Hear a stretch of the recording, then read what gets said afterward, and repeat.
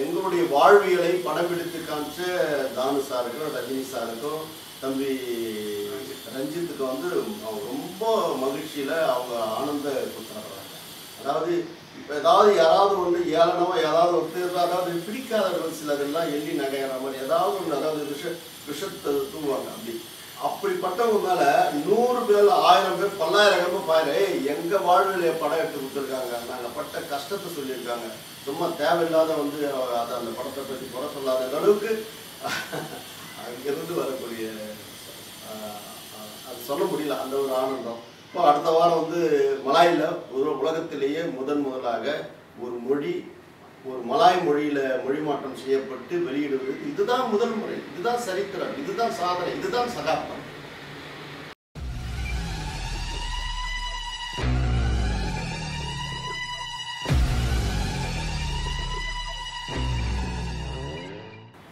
இல்லை இந்த கதை வந்து ஒரு கதையினுடைய வாழ்வியல், அதாவது கற்பனை என்றது வந்து ஒரு ஊடகமாக எடுத்துக்கிட்டு உருவாக்கப்பட்ட ஒரு இது முழுக்க அரசியல் என்பது எல்லளவும் இல்லை. ஒரு மலேசியாவில் போய் வாழ்ந்து இருக்கக்கூடிய ஒரு கதையை வந்து ஒரு கதாபாத்திரத்தை உருவாக்கியிருக்காரு இயக்குனர்.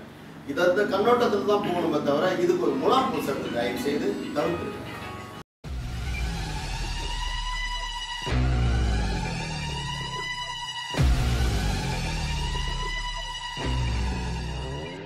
அதாவது அவங்களுக்கெல்லாம் வந்து முதலில் தோன்றியது மனிதன் அல்ல, புழு பூச்சி ஊர்வன பரப்பம் இப்படி உலகிலிருந்து மனிதன் 1000 கோடி வருடம் மனித ஜனம். அப்போ மனித ஜாதி ஒரே ஜாதி தான்.